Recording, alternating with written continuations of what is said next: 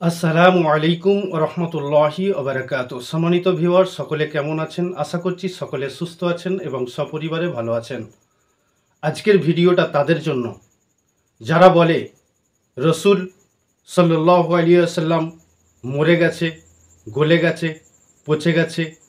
রসুল সাল্লাল্লাহু আলাইহি ওয়াসাল্লাম কবরে জীবিত নেই, মৃত।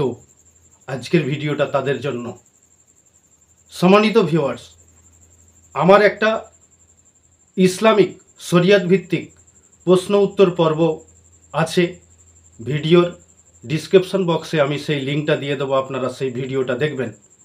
তাতে আমি বলেছিলাম, এক ভাই প্রশ্ন করেছিল যে মৃত মানুষকে স্বপ্নে দেখা যায় কি? আমি তাতে উত্তর দিয়েছিলাম, আপনারা ভিডিওটা দেখে নেবেন। এবং তাতে আমি এটাও বলেছিলাম যে মৃত মানুষকে স্বপ্নে দেখা যায়, এই বিষয়ে আমার একটা নিজস্ব পার্সোনাল ঘটনা আছে। সেই ঘটনাও আমি একটা ভিডিও আকারে উপস্থিত করব। তাই আজকে এই ভিডিওটা করতে আমি বাধ্য হলাম, কারণ তাতে ওয়াদা করেছিলাম। সম্মানিত ভিউয়ার্স, আপনারা জানেন আল্লাহ রসুল সাল্লাল্লাহু আলাইহি ওয়াসাল্লাম এখনও পর্যন্ত জীবিত। আমরা যদি এখান থেকে সালাম পাঠাই, সেই সালাম তিনি গ্রহণ করে থাকেন। এটা আমাদের বিশ্বাস, এটা আমাদের আকীদা। কিছু মানুষ আছে তারা বলে রসুল গলে গেছে, মরে গেছে, পচে গেছে, তিনি আর জীবিত নেই, মৃত। তা আমার জীবনের ঘটনা আমি বলতে গিয়ে শুধুমাত্র মৃত মানুষকে স্বপ্নে দেখা যায় না, মৃত মানুষকে চামড়ার চোখে দেখে ফেললাম। হ্যাঁ, ঠিকই বলছি। আল্লাহ আমার জবান বন্ধ করে দেবে যদি আমি মিথ্যে কথা বলি। আমি আমার জীবনের ঘটনায় আমি দীর্ঘ 4 বছর ধরে মসজিদে ফজরের আজানের দায়িত্ব নিয়েছি। সেই আজান দিই। একটা দিন, এমন কোনো একটা দিন তাহাজ্জুদের ওয়াক্তে আমি যাচ্ছি।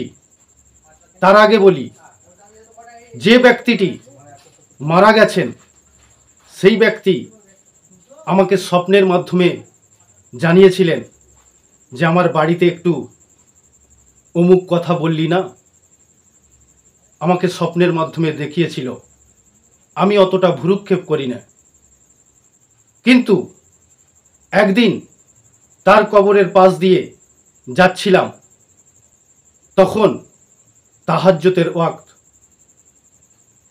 আমি যাচ্ছি, কবরের পাশে, কবরের ধারে এসে দাঁড়িয়ে আছে আমার অপেক্ষায়। আমি এলাম, একদম সামনাসামনি হয়ে গেছি। আমাকে তিনি বলছেন, আমি তোমাকে বললাম অমুক কথাটা আমার বাড়িতে বললে না। আমি চামড়ার চোখে দেখেছি সেই মৃত কবরবাসী। তিনি মারা গেছেন বহুদিন আগে, তিনি মারা গেছেন, কিন্তু তাকে স্বপ্নেও দেখেছি এবং তাকে চামড়ার চোখে দেখেছি। আমার ওই ভিডিওতে, প্রশ্নপত্র ভিডিওতে আমি বলেছিলাম, মৃত মানুষকে চামড়ার চোখে দেখা যায়, মৃত মানুষকে স্বপ্নের মাধ্যমে দেখা যায়, তবে আল্লাহর ইচ্ছাই দেখায়। আল্লাহ যদি চান তাহলে দেখাতে পারে, নিজের ইচ্ছায় কেউ কোনোদিন দেখা দিতে পারে না। তো সম্মানিত ভিউয়ার্স, আপনি এবারে ভাবুন, যদি ওই মৃত মানুষটা একটা সাধারণ মৃত মানুষ, সে যদি স্বপ্নের মাধ্যমে আসতে পারে, সে যদি চামড়ার চোখে দেখা দিতে পারে, তাহলে আমার রসুল মরে গেছে, পচে গেছে, গলে গেছে কেন বলে? এটা আপনাদের বিশ্বাস হয়? এটা আপনাদের বিশ্বাস করতে পারেন? এটা কোনোদিন হতে পারে না। আমার রসুল আজও পর্যন্ত জিন্দা, আজও পর্যন্ত আমাদের সালাম গ্রহণ করে থাকেন, আজও পর্যন্ত আমাদের জন্য ইয়া উম্মতি করছে, শুধুমাত্র আমাদের জন্য। আমি সেই মৃত মানুষের সামনে দাঁড়িয়ে পড়েছি।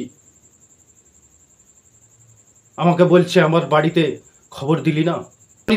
সকালে তাদের বাড়ির লোককে ডেকে আমি গুপ্ত কথাটি বলে দিলাম। সম্মানিত ভিউয়ার্স, নামাজ কায়েম করুন, নামাজি হয়ে যান।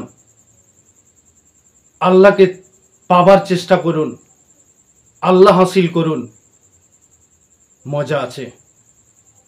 দুনিয়া এবং আখেরাত দুটোই আপনার কামিয়াবি হবে।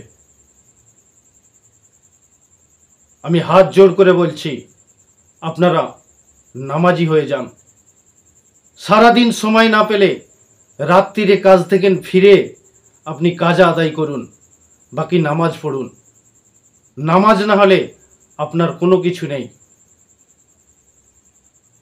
কবরে কিয়ামতের ময়দানে আপনাকে আগে কিন্তু নামাজের হিসাব দিতে হবে। অতএব নামাজ ছেড়ে কোনো কাজ নেই, নামাজ আগে। আপনাকে আমাকে পাঠিয়েছে কিন্তু আল্লাহ পাক তার কাজের উদ্দেশ্যে। দুনিয়াদারি করতে গিয়ে আল্লাহকে ভুলে যাবেন না।